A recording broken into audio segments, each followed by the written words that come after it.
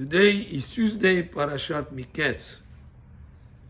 Parasha of this week, when the brothers of Yosef come, and by that time he's already the second in command for all of Egypt.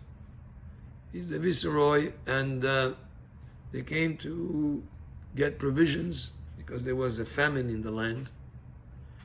And it seems to be that on the surface of it, that Yosef is being cruel to them. He has his goblet hid in the bag of Binyamin, his brother. And then after they leave back on their way back to their father, he sends his guards after them. And they accuse them of having stolen the goblet. They open the bags, and the bag of Binyamin has it. And he's accusing him falsely of something that they hadn't done. How could it be that Yosef, who's known as Yosef HaTzadik, the righteous one, would make such a false accusation?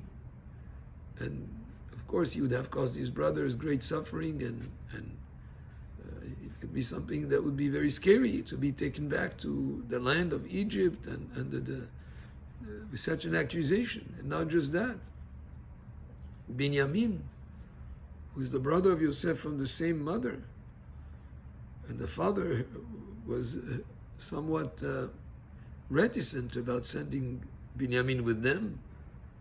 How could he cause such a suffering? And the idea actually was, in a way, for their own good. I will explain. When a person does teshuvah, teshuvah is regretting something that a person has done in the past and resolving not to act similarly in the future.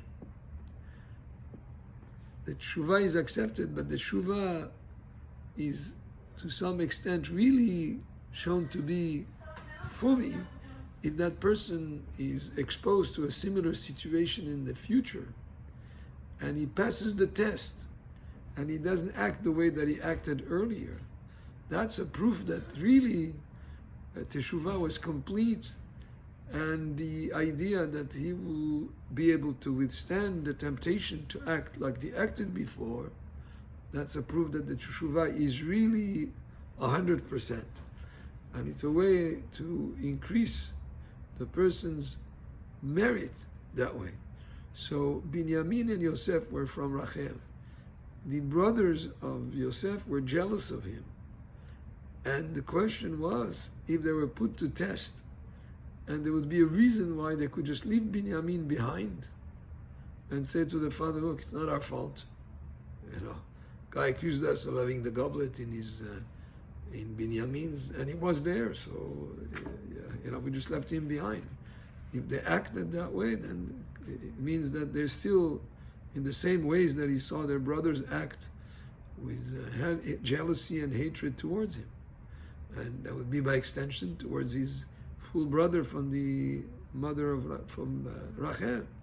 But if they would stand the temptation to leave him behind and make a case, which we'll see in the beginning of next week's parasha, make a case to absolutely not leave him behind, and we'll see next week's parasha that Yehuda, who advised the brothers, let's sell him, is the one that is offering himself instead of his brother, then Yosef has seen, not just in theory, but or in potential, but rather in reality, a really